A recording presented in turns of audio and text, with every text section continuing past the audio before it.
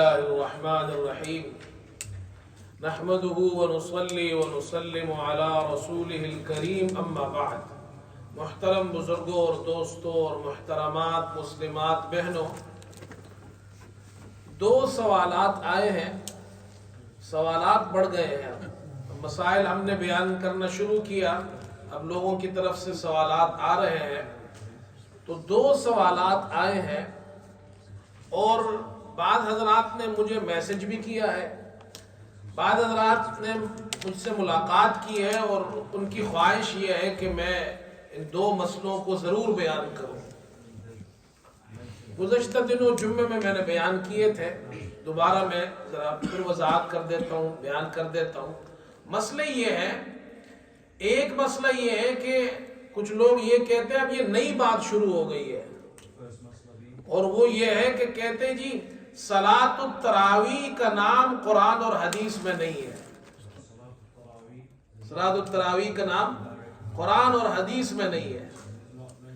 اچھا، مجھے نہیں معلوم کہ ان کا مقصد کیا ہے یہ کہنے سے، مطلب یہ ہے کہ یہ کوئی نماز نہیں ہے۔ دوسری بات یہ ہے کہ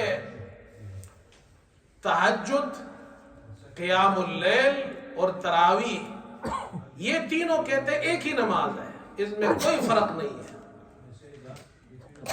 تو ان دونوں سوالات کے بارے میں اور ان کے جوابات میں ذرا الگ الگ بیان کر دیتا ہوں۔ پہلا مسئلہ یہ ہے کہ یہ جو کہتے ہیں، جو لوگ کہہ رہے ہیں، اعتراض کر رہے ہیں صلاۃ تراویح پر کہ قرآن اور حدیث میں اس کا نام نہیں ہے، تو ان کا مطلب یہ ہے، اگر یہ مطلب ہے کہ قرآن پاک کے اندر صلاۃ التراویح نہیں ہے، لکھی ہوئی نہیں ہے یہ نماز، اور حدیث میں نہیں ہے، اس کا مطلب یہ ہے کہ حضور صلی اللہ علیہ وسلم نے اپنے ارشادات میں، اپنے فرمودات میں، اپنے احادیث میں اس نماز کو صلاۃ تراویح نہیں کہا ہے، یہ مطلب ہے۔ تو پہلی بات تو یہ سمجھے حضرت صلی اللہ علیہ وسلم نے تراویح کی نماز پڑھائی تو ہے نا، 3 راتیں، یہ میں تفصیل سے بیان کر چکا ہوں۔ اب مسئلہ ہے صرف نام کا کہ حضور صلی اللہ علیہ وسلم نے اس نماز کو صلاۃ تراویح نہیں کہا حدیث میں۔ تو پہلی بات تو یہ ہے کہ نمازیں تو 5 نمازوں کے علاوہ اور بھی نمازیں ہیں، یہ جو 5 نمازیں ہیں، ظہر، عصر، مغرب، عشاء اور فجر، یہ تو حضور صلی اللہ علیہ وسلم نے خود احادیث میں ان ناموں کے نام ذکر فرمائے ہیں۔ جب نمازیں فرض ہوئی تو حضرت جبرائیل علیہ السلام تشریف لائے، یہ احادیث کی کتابوں میں یہ حدیث موجود ہے، اور حضرت جبرائیل علیہ السلام نے 2 دن نمازیں پڑھائی، 5 نمازیں آپ صلی اللہ علیہ وسلم نے فرمایا، خود فرمایا۔ اور وہ جو حضرت جبرائیل علیہ السلام تشریف لائے تھے، پہلے دن انہوں نے نماز کے اول وقت میں نماز پڑھائی اور دوسرے دن نماز کے آخری وقت میں نماز پڑھائی، یہ بتلانے کے لیے کہ یہ جو 5 نمازیں، ان کا وقت، شروع کا وقت یہ ہے اور آخر کا وقت یہ ہے۔ اس حدیث میں آپ صلی اللہ علیہ وسلم نے ان 5 نمازوں کا ذکر فرمایا کہ حضرت جبرائیل علیہ السلام نے ظہر پڑھائی، عصر، مغرب، عشاء، فجر، یہ نام آپ نے لیے ہیں۔ تو یہ نام تو حضرت صلی اللہ علیہ وسلم کی زبان مبارک سے یہ ہمیں معلوم ہوئے ہیں، اس میں تو کوئی مسئلہ نہیں ہے۔ لیکن اس کے علاوہ بھی نماز ہے، مثلا صلاۃ الخوف۔ صلاۃ الخوف ایک نماز ہے جو دشمن سے مقابلے کے وقت پڑھی جاتی ہے، قرآن پاک میں اس کا طریقہ بھی بتایا گیا ہے۔ وَإِذَا كُنْتَ فِيهِمْ فَأَقَمْتَ لَهُمُ الصَّلَاةَ فَلْتَقُمْ طَائِفَةٌ مِّنْهُمْ مَعَكَ۔ اللہ تعالیٰ نے قرآن پاک میں صلاۃ الخوف، جو دشمن کے مقابلے کے وقت پڑھی جاتی ہے، اس کا طریقہ ذکر کیا ہے، لیکن اللہ نے اس نماز کا نام قرآن میں صلاۃ الخوف نہیں رکھا، اس کا نام قرآن میں صلاۃ الخوف یہ نہیں معلوم، صلاۃ الخوف یہ لفظ قرآن میں نہیں ہے۔ قرآن میں آپ کو تو یہ ملے گا، من قبل صلاۃ الفجر وحین تضعون ثیابکم من الظہیرہ ومن بعد صلاۃ العشاء، یہ تو ملیں گے آپ کو نام، لیکن یہ جو صلاۃ الخوف ہے اس کا طریقہ قرآن میں ہے، لیکن صلاۃ الخوف یہ نام قرآن میں نہیں ہے۔ پھر حدیث میں حضور صلی اللہ علیہ وسلم نے صلاۃ الخوف پڑھائی ہے، لیکن آپ نے اس کا نام صلاۃ الخوف خود اپنی زبان مبارک سے ارشاد نہیں فرمایا۔ پڑھائی ہے لیکن آپ نے اپنی زبان سے اس کا نام ارشاد نہیں فرمایا، اس کا نام صحابہ نے لیا ہے یا بعد کے راویوں نے لیا ہے، جیسے امام بخاری رحمت اللہ علیہ نے مستقل باب باندھا ہے، بلکہ کتاب لائے، کتاب صلاۃ الخوف، صلاۃ الخوف کی کتاب، اور اس میں روایت لائے ہیں کہ شعیب نے زہری سے پوچھا کیا حضرت صلی اللہ علیہ وسلم نے صلاۃ الخوف پڑھائی ہے، تو آگے روایت انہوں نے بیان کی حضرت صلی اللہ علیہ وسلم نے صلاۃ الخوف پڑھائی ہے، یہ تو موجود ہے۔ اسی طرح امام بخاری نے باب باندھا ہے صلاۃ الکسوف، سورج گرہن ہو جائے، آپ صلی اللہ علیہ وسلم نے سورج گرہن کے وقت 2 رکعت نماز پڑھائی ہے، لیکن آپ صلی اللہ علیہ وسلم نے جیسے فجر کی نماز کو فجر کہا، زور کی نماز کو زور فرمایا، اسی طرح آپ نے صلاۃ الکسوف کو خود صلاۃ الکسوف کے نام سے حدیث میں نہیں بیان کیا، لیکن پڑھائی ہے۔ یہ 2 مثالیں کافی ہے، ورنہ مثالیں اور بھی ہے۔ صلاۃ استخارہ، جو استخارے کی نماز کو ہم صلاۃ الاستخارہ کہتے ہیں، یہ آپ صلی اللہ علیہ وسلم نے ہمیں تعلیم دی ہے، لیکن اس حدیث میں اس کا نام آپ نے صلاۃ الاستخارہ نہیں رکھا ہے۔ آپ نے فرمایا استخارے کی دعا سے پہلے 2 رکعت پڑھو۔ تو مثالیں تو اور بھی بہت ہیں، لیکن حدیث میں یہ نمازیں ہیں، صلاۃ الخوف، صلاۃ الکسوف، صلاۃ الاستخارہ، آپ صلی اللہ علیہ وسلم نے پڑھائی ہے، لیکن خود آپ صلی اللہ علیہ وسلم نے اپنی زبان مبارک سے ان نمازوں کو صلاۃ الخوف، صلاۃ الاستخارہ یا صلاۃ الکسوف نہیں فرمایا۔ یا تو صحابہ نے ان کا نام یہ کہا ہے یا راویوں نے کہا ہے، امام بخاری نے ان ناموں کے ساتھ باب باندھ دیے، باب کتاب صلاۃ الخوف، باب صلاۃ الکسوف۔ اب اسی طرح سمجھو، آپ صلی اللہ علیہ وسلم نے تراویح 3 رات پڑھائی ہے، آپ نے نام نہیں ذکر کیا کہ یہ تراویح کی نماز ہے، لیکن پڑھائی ہے۔ بعد میں امام بخاری رحمت اللہ علیہ نے جب بخاری شریف لکھی تو وہ اوپر کتاب کا نام لکھا کتاب صلاۃ التراویح، یہ کتاب تراویح کی نماز میں ہے۔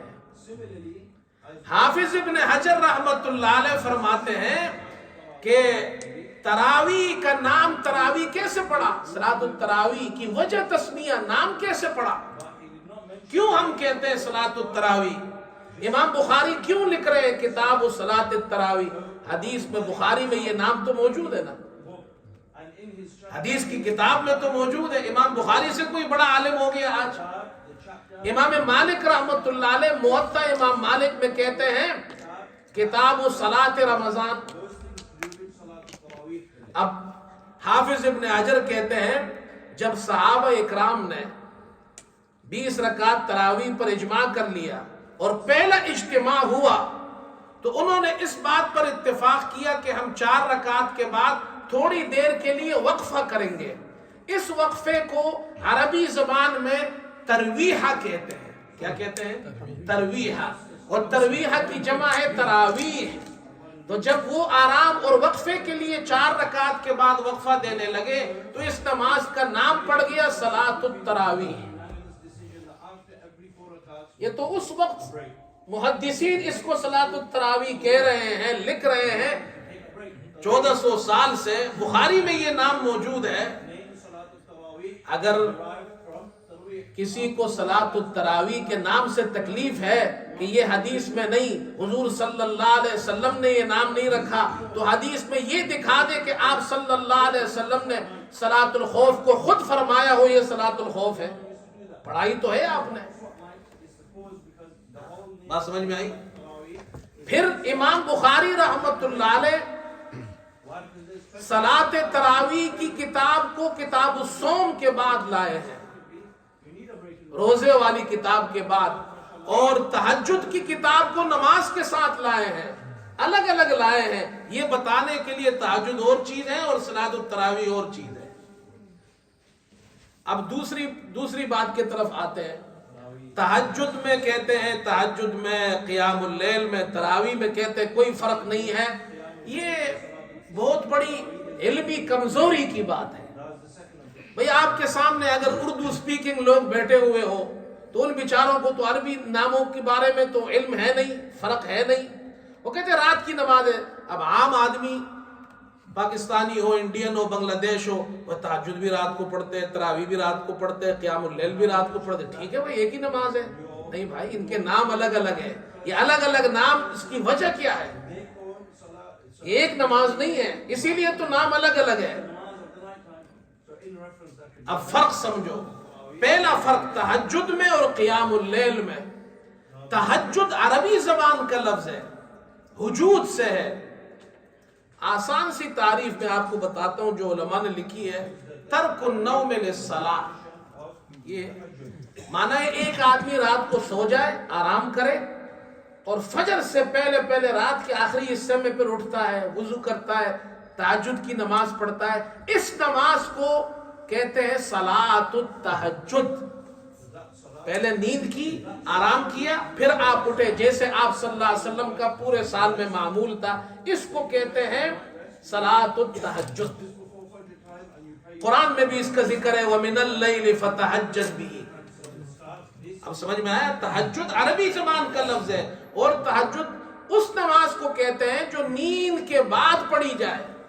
ٹیکنیکلی جو نماز نیند سے پہلے پڑھی جائے اس کو آپ صلاۃ التہجد نہیں کہہ سکتے۔ بات سمجھ میں آئی؟ اب رہ گیا قیام اللیل۔ قیام اللیل یہ رات کی عبادت کو کہتے ہیں، چاہے نیند سے پہلے ہو، نیند کے بعد ہو، چاہے نماز ہو یا کوئی اور عبادت ہو، یہ سب کو قیام اللیل کہتے ہیں۔ تو قیام اللیل اور تہجد میں عموم خصوص مطلق کی نسبت ہے، یہ منطقی اصطلاح ہے۔ آپ حضرات کو تو میں آسانی سے سمجھانے کی کوشش کرتا ہوں، جو علماء ہیں وہ تو سمجھتے ہیں، طلبہ بھی سمجھتے ہیں۔ قیام اللیل عام ہے اور تہجد خاص ہے۔ قیام اللیل چاہے نیند سے پہلے ہو، نیند کے بعد ہو، چاہے نماز ہو، کوئی اور عبادت ہو۔ تہجد خاص عبادت ہے جو نیند کے بعد آپ صلی اللہ علیہ وسلم پھر بیدار ہوتے، وضو فرماتے اور تہجد کی نماز پڑھتے۔ تو یہ تو ان دونوں میں فرق ہو گیا۔ اب تراویح میں اور ان دونوں میں کیا فرق ہے؟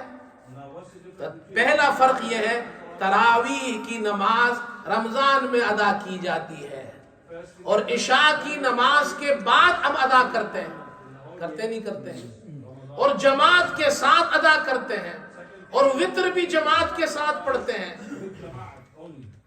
اب تہجد رات کے آخر میں ہے اور تراویح عشاء کے ساتھ ہے، تو فرق ہے یا نہیں ہے بھائی؟ آپ کیسے کہتے ہیں ایک آدمی عشاء کے بعد نماز پڑھ رہا ہے، جماعت کے ساتھ پڑھ رہا ہے، وتر بھی اس وقت پڑھ رہا ہے، اور ایک آدمی پورے سال 11 مہینے تہجد کی نماز رات کے آخری حصے میں پڑھتا ہے، انفرادی پڑھتا ہے، جماعت کے بغیر پڑھتا ہے، دونوں نمازیں ایک ہو گئی؟